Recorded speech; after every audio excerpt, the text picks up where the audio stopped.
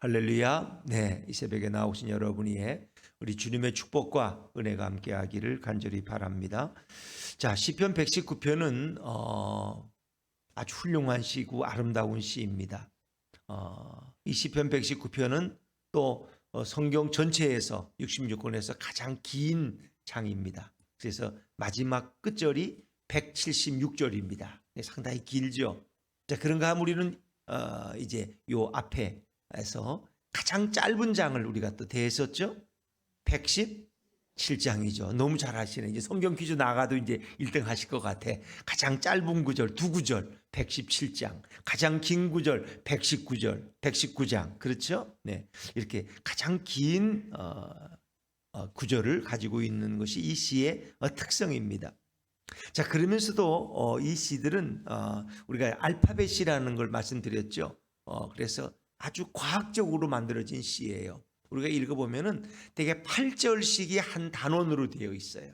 8절씩 1절부터 8절까지 읽으면 한 단락이 끝나고 9절부터 또 그다음에 16절까지도 새로운 단락, 또 17절부터 24절까지 이렇게 해서 그 한 단락 8절로 되어 있는 단락이 모두 몇 개인지 아십니까? 22개예요. 22개. 이제 구구단을 잘하면은 22. 그래서 22 곱하기 8 하면 176절. 근데 그 8절 시대 한 연이 이제 그것이 순서대로 되어 있는 거예요. 그걸 이제 참 이걸 만드는 분이 참 대단해요. 그래서 1절에는 우리가 히브리어 알렙이라는, 우리가 말하면 이제 알파, 베타, 뭐 세타 이렇게 하듯이 ABC로 하듯이 이거는 히브리어의 첫 자로 시작하는 거예요. 1절은. 그 다음에 두 번째 연인 9절이 그 다음에 두 번째 또 베타로 시작하고, 또 세 번째 연은 10절에 가서 김멜로 시작하고, 이렇게 해서 ABCD로 이렇게 가나다라 순으로 돼 있어서 유대인들은 성경을 많이 암송하잖아요. 그러니까 암송하기 좋도록 그렇게. 참 그 쉬운 일이 아니죠. ABCD로 이렇게 각 구절의 첫 연을 만든다는 것은. 그래서 그렇게 참 과학적이고 참 굉장히 창의적인 시라고 이렇게 말씀할 수 있습니다. C.S. 루이스라는 유명한 그 평신도 신학자는 이 119편은 정교한 공예가들이 백성들의 사랑을 얻기 위해서 한 솔 한 솔기를 공들여 수놓은 한 폭의 수예품과 같다. 그래서 너무 그것이 아름답고 장엄하고 창의적이고, 그리고 누구보다도 하나님의 말씀에 대해서 아주 구체적으로 설명하고 있는 그런 구절이라고 할 수 있습니다. 그래서 이 저자가 누구냐? 일반적으로는 이제 다윗이라고 추측합니다만 다윗이란 기록은 없습니다.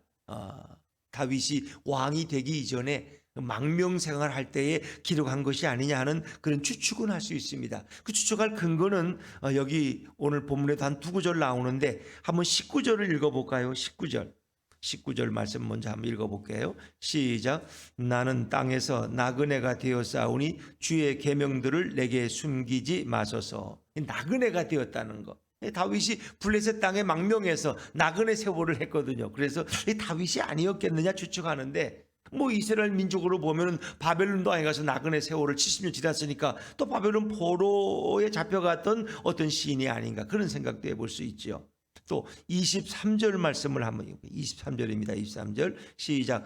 고관들도 앉아서 나를 비방하여 싸우나 주의 종은 주의 율례들을 작은 소리로 읊조렸나이다. 이 고관들은 높은 이제 사람들, 뭐 이런 사람들이 나를 비방했다. 그러니까 다윗이 블레셋에 갔을 때 그 블레셋 왕의 고관들이, 신하들이, 장군들이 다윗을 이렇게 시기해서 저 다윗과 함께라면 우리는 전쟁을 안 나가겠다, 뭐 이렇게 해서 그를 비방한, 이런 것을 우리가 연상하게 되죠. 이제 이런 추측들이 있습니다만은 그것이 꼭 정확하다고는 할 수 없고요. 어떤 신학자들은 이것이 다니엘이나 어떤 에스라가 이 시편 119편의 저자가 아니겠느냐, 그런 추측도 하고, 또 바벨론 포로에서 돌아온 어떤 무명의 시인이 기록한 것이 아니냐 하는 생각도 해볼 수 있습니다. 그래서 이 특징은 하나님과 하나님의 말씀을 너무너무 뜨겁게 사랑하는, 그래서 늘 밤이고 낮이고 하나님의 말씀을 사모하는, 그의 인생에 상처가 있어도 그것을 자신의 마음을 위로해 주는 그 대상이 바로 하나님이시고 하나님의 말씀이에요. 그래서 이 우리가 말하는 이 율법이라는 것을 아주 다양한 언어로 설명하고 있는 것이 이 시의 특징인데, 율법이라는 말을 여기에는 율법과 같은 동의어가 모두 9개가 나옵니다. 9개가.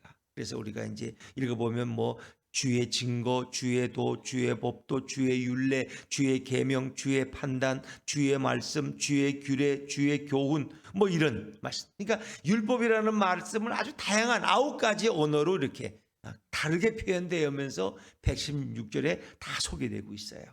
그래서 이렇게 같은 동의어를 아주 이렇게 자유롭게 구사하는 시인의 어떤 문학적인 재능도 우리가 볼 수 있겠죠. 자, 그러면서 이 율법이 결국 우리들에게 어떤 은혜를 주느냐? 우리에게 우리의 삶을 정결하게 만든다. 또 우리에게 지혜롭게 만들고 우둔한 자를 명철하게 만드는 것이 율법이다.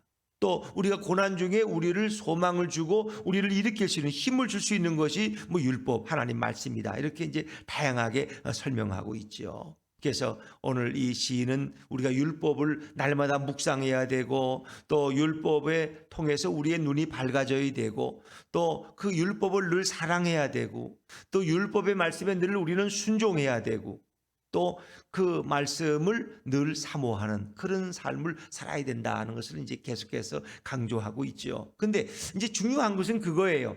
뭐 얼마나 정확하게 해석하느냐가 중요한 것이 아니라, 이 율법이라고 하는 것은 모세 오경도 다 율법이고 하나님 말씀이거든. 그렇게 보면 그러면 그것이 과연 우리에게 구원을 줄 수 있느냐 하는 거예요. 그래서 그렇게 여러분이 성경을 읽으면 마치 유대인들이 성경을 읽는 것과 동일하게, 어떤 분들은 뭐 성경의 배경을 더 잘 알기 위해서 이 예루살렘 히브리 대학에 가서 몇 년씩 공부하고 오시는 분들도 있어요. 마치 유대인들처럼 사고하고 유대인들처럼 생각해라, 이렇게 탈무드적인 어떤 사고 방식을 배우고 이제 이러는 이제 그들의 문화를 배우는 것은 좋지만은 하나님 말씀을 해석하는 것이 유대인 같이 되어서는 안 된다는 것입니다. 왜냐하면 유대인들은 구원을 받았어요, 못 받았어요? 구원을 못 받았어요. 왜 못 받았어요? 뭐가 없기 때문에? 예수님이 없기 때문에. 그건 예수를 몰라요. 모세 오경은 율법의 말씀으로 가득 차 있어요. 너희가 뭐 안식일을 지킬 때는 어떻게 할 거고, 부정한 자는 어떻게 정결케 되고, 성막에 들어가면 어떻게 행할 것이고, 하나님 앞에 번제단은 어떻게 쌓고, 하나님 앞에 속죄 제물은 어떻게 드리고, 뭐 이런 다양한 법들로 가득 차 있어요. 그럼 이걸 열심히 암송하면 구원 받을까요? 여러분들 구약 성경을 다 애워버리면 구원이 올까요? 아니에요. 예수님을 모르면 구원은 오직 예수님으로부터 오기 때문에. 그래서 모든 구약 성경은 예수님을 가리키고 예수님의 사역을 우리 미리 예표하고 있는 거예요. 그러니까 여기에 나오는 이 율법, 말씀, 법도, 계명, 판단, 교훈, 이 모든 것을 결국 누구로 바꿔서 읽어야 되느냐? 예수님과 예수님의 말씀으로 바꿔서 읽을 수 있어야 돼요. 그들이 말씀을 사모하는 것은 결국은 우리가 신약적으로 관점에서 보면 예수님을 사모하고 예수님을 사랑했던 이 시인의 고백으로 바꿔서 읽을 수 있어야 돼요. 아셨죠? 그래서 우리가 성경을 읽을 때, 구약 성경을 읽을 때 특히 우리가 조심해야 될 부분이 있는 거예요. 구약 성경을 읽을 때. 그 모든 것은 다 예수님을 가리키고 있기 때문에 우리는 예수님에 대한 말씀으로 바꿔서 읽을 수 있는, 또 그래서 바꿔서 읽어도 전혀 문제가 안 된다는 거예요. 성경은. 왜? 결국은 다 모든 것은 예수님을 가리키고, 성막의 모든 제도나 양식이나 성막의 기구들은 누구를 가리키는 거예요? 예수님을 가리키고. 성막을 짤 때 거기에 뭐 쓴 재료들, 거기에 붉은식 셀, 자옥, 뭐 청색실, 무슨 실 다 그것은 예수님의 인격을 가리키고 있고 예수님의 삶과 예수님의 사역을 가리키고 있다.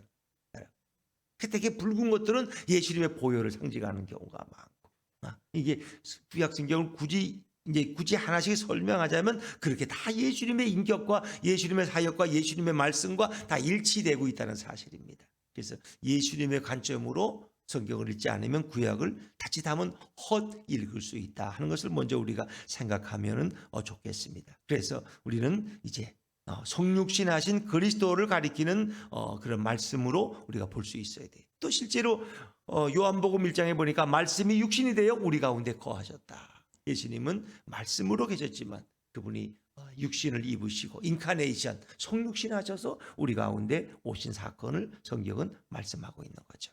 그래서 이 모든 것은 바로 그리스도를 가리키고 있는 것이다. 예수 그리스도, 그것이 시편 119편의 진정한 주제가 된다는 그런 관점을 여러분이 분명히 알 수 있어야 돼요. 그래서 여러 가지 119편의 그런 서론적인 것을 말하면 하나님 말씀을 지키고 순종하는 자가 복되다 1절 2절에 나와요. 결국 누구냐? 예수님을 사랑하고 예수님의 말씀을 지키는 자가 진정 복이 있는 자다. 이렇게 우리가 바꿔서 읽을 수 있겠죠. 또 우리 청년이 무엇으로 행실을 깨끗게 하리까? 말씀으로, 율법으로, 교훈으로, 예수님 말씀, 예수님을 모시고 살아가는 청년들에게는 진정한 성결함과 청결함이 주어지는 거죠. 인생이 무엇을 사모해야 되느냐? 부귀 공명이나 쾌락이 아니라 그 말씀을 사모한다. 그것은 바로 예수님을 사모하는 인생이 되어야 된다. 여러분은 무엇을 사모하십니까? 예수님을 사모하고 그 말씀을 사모해야 돼요. 또 인간이 극심한 고통과 시련 속에서 방황할 때 말씀이 우리를 새롭게 인도한다. 그 얘기는 결국 뭐예요? 우리에게 새로운 위로와 소망을 줄 수 있는 분은 바로 예수님이시다.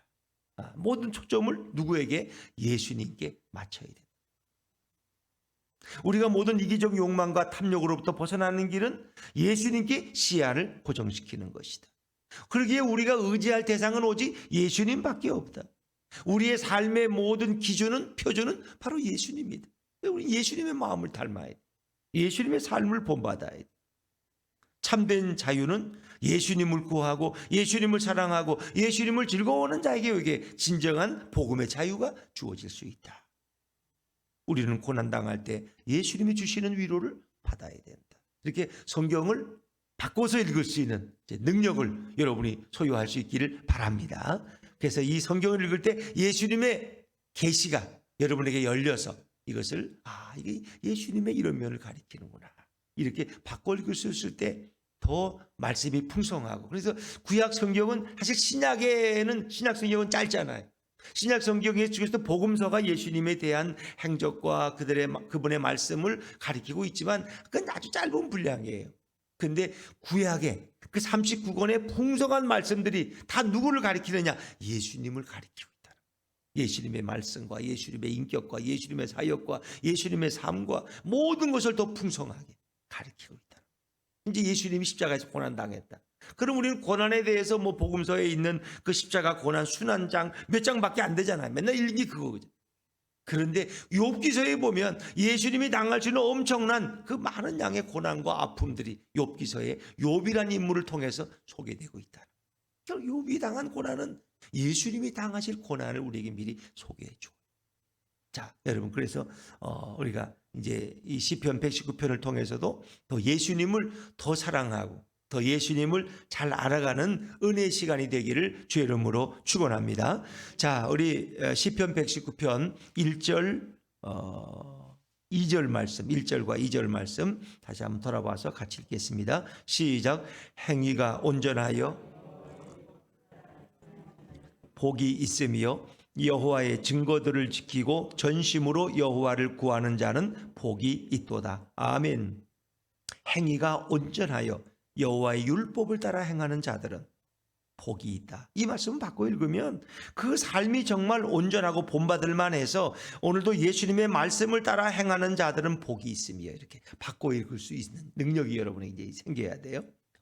그래서 예수님의 말씀을 따라 행하는 자들은 가장 복된 자다. 예수님을 바로 알고 예수님을 사랑하고 그 예수님을 말씀을 따라 사는 자가 가장 행복한 자이다. 2절 말씀은 여호와의 증거들을 지키고 예수님의 말씀을 지키고 전심으로 예수님을 구하는 자는 복이 있는 줄로 믿습니다. 그렇죠? 여호와란 말을 예수님으로 바꿔서 읽어도 전혀 왜? 예수님은 바로 하나님이시기 때문에, 삼위일체 하나님은 동등하신 분이기 때문에, 결국 하나님이 인간의 몸을 입고 오신 분이 예수님이기 때문에, 그래서 오늘 성경을 읽을 때는 예수님을 구하는 자는, 예수님을 찾고 구하는 자는 가장 복 있는 자다. 예수님의 말씀을 지키고 전심으로 예수님을 구하는 자가 가장 행복한 자이다. 이렇게 3절에는 그 율법을 도라 주의 도를 행하는도다. 4절에는 주의 법도를 잘 지키게 하셨나이다. 5절에는 주의 율례를 지키게 하소서. 이런 시인의 고백들이 쭉 소개되죠. 자, 우리 건너뛰어서 9절 말씀을 읽어볼까요? 9절입니다. 9절 같이 읽죠. 시작. 청년이 무엇으로 그의 행실을 깨끗하게 하리이까? 주의 말씀만 지킬 따름이니이다. 아멘. 청년이 무엇으로 그의 행실을 깨끗하게 하리이까? 청년은 어찌 보면 가장 그 열기가 많을 때죠. 가장 그 뜨겁고 마음이 뜨겁고 또 행동적이고 그렇기 때문에 빨리 혈기를 나타날 수도 있고 또 빨리 또 범죄할 수도 있어요. 그런데 그 청년이 그의 행실을 깨끗하게 할 수 있는 방법은 뭐냐? 주의 말씀만 지킬 따름이니이다. 이것은 어찌 보면 예수님의 말씀을 따라서 할 때 청년이, 그리고 예수님을 내 마음에 모시고 살아갈 때 그 청년의 삶이 아름다워지고 정결하고 깨끗한 인생이 될 수 있는 거죠. 그래서 오늘 이 본문은 우리가 범죄하지 않기 위해서는, 정결한 삶을 위해서는 예수님을 사랑하고 예수님을 내 마음의 주인으로 모시고 살아가는 것이 너무나 중요하다 하는 것을 생각해 볼 수 있겠죠. 10절에 내가 전심으로 주를 찾아 싸우니 주의 계명에서 떠나지 말게 하소서. 내가 예수님을 사랑하고 예수님의 그 말씀에서 떠나지 않는 그런 성도가 되기를 그런 기도하고 있지요. 자, 11절 말씀에 11절 같이 읽어볼까요? 11절 시작. 내가 주께 범죄하지 아니하려 하여 주의 말씀을 내 마음에 두었나이다. 내가 주께 범죄하지 아니하려면 예수님을 내 마음에 모시고 살아가는 거예요. 예수님을 내 마음에 모시면 범죄할 수가 없죠. 왜? 내 안에 계신 예수님께 물어봐야 되는데, 예수님 이거 어떻게 한방 칠까요? 어떻게 할까요? 예수님이 치지 말아라. 나도 십자가에서 그 로마 군병들에게 채찍질을 당하고 매를 맞을 때 내가 거기 한 거 하지 않았다. 너 그렇게 범죄하지 말아라.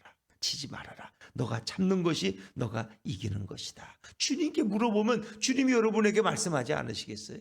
예수님을 내 안에 주인으로 모시고 늘 그분께 묻는 그런 삶, 그런 삶을 우리에게 말씀하고 있는 거예요. 내가 주께 범죄하지 아니하려 하여 주의 말씀을 내 마음에, 예수님을 내 마음에 모셨나이다. 이렇게 또 예수님의 말씀을 내 마음에 새겼다고 이렇게 읽을 수도 있겠죠. 우리 좀 더 나아가서 14절 말씀 한번 읽어볼까요? 14절입니다. 14절 시작. 내가 모든 재물을 즐거워한 같이 주의 증거들의 도를 즐거워하였나이다. 사람들은 누구나 재물을 좋아해. 쾌락을 좋아하고 명예와 권세를 좋아해. 그런데 오늘 예수님을 그렇게 우리가 즐거워하고 예수님을 그렇게 사모할 수 있느냐는 거예요. 재물을 즐거워한 같이 내가 예수님을 즐거워하고 예수님을 사모한다면 얼마나 아름답겠어요. 오늘 그것을 우리에게 말씀하시죠. 또 16절 주의 율례들을 즐거워하며 주의 말씀을 잊지 아니하리이다. 또 예수님을 너무너무 사랑하고 즐거워하는 성도의 모습, 또 예수님을 늘 잊지 않고 예수님의 말씀을 기억하면서 그대로 살아가는 그런 성도의 행복을 노래하고 있죠. 자, 18절입니다. 18절 말씀 같이 읽죠. 시작. 내 눈을 열어서 주의 율법에서 놀라운 것을 보게 하소서. 내 눈을 열어서 예수님으로부터 놀라운, 정말 예수님이 얼마나 신비하고 놀라우신 분인지, 여러분, 그분은 신묘막측하신 분이에요. 우리가 예수님을 다 하려는 것은 거의 불가능할 정도. 그래서 우리는 날마다 예수님을 알아가기를 소원하는 거예요. 그래서 내 마음에 눈을 열어서, 지혜의 눈을 열어서, 깨달음의 눈을 열어서 내가 예수님의 그 놀라운 그분의 역사와 그분의 말씀과 그분의 섭리를 내가 보고 깨닫게 하소서. 이렇게 시인은 기도하고 있는 거죠. 어디 보면 우리들의 기도도 그거예요. 내가 하나님 말씀을 읽을 때 내가 이 말씀을 통해서 예수님을 더 잘 알게 하옵소서. 내가 예수님을 더 잘 깨닫게 하시고 내가 예수님의 그 신비한 그분의 정말 놀라운 그 예수님의 인격과 삶과 그분의 능력을 내가 볼 수 있는 그런 계시를 내게 열어주소서. 이렇게 우리가 기도할 수 있겠죠. 또 20절 말씀을 있습니다. 20절입니다. 시작. 주의 규례들을 항상 사모함으로 내 마음이 상하나이다.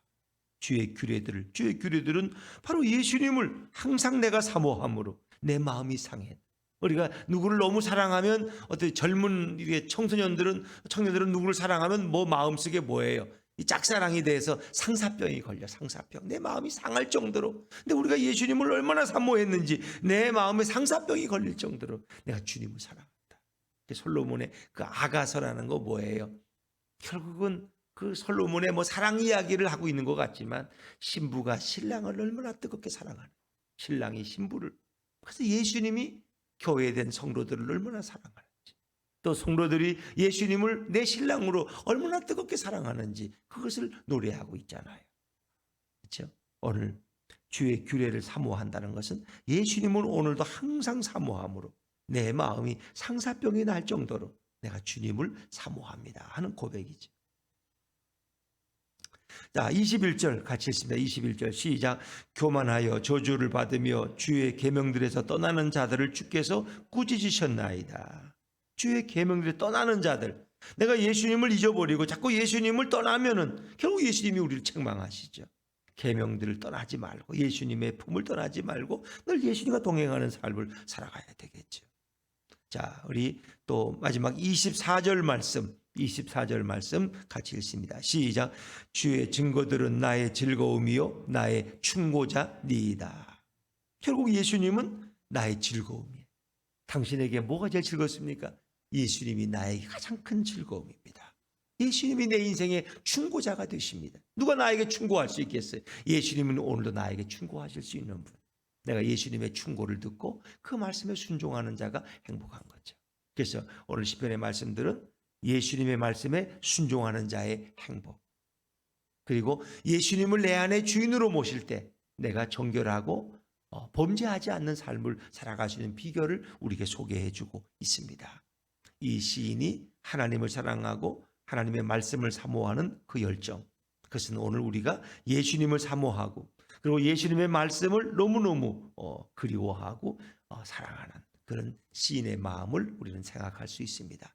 오늘도 우리가 사랑해야 될 대상은 바로 예수님이시다. 내 인생의 주인으로 예수님을 모시고 그분의 인도를 따라서 그분을 찬양하며 그분께 노래하며 그분께 감사하며 살아가는 행복한 한 주간이 될 수 있기를 주의 이름으로 축원드립니다. 기도하겠습니다.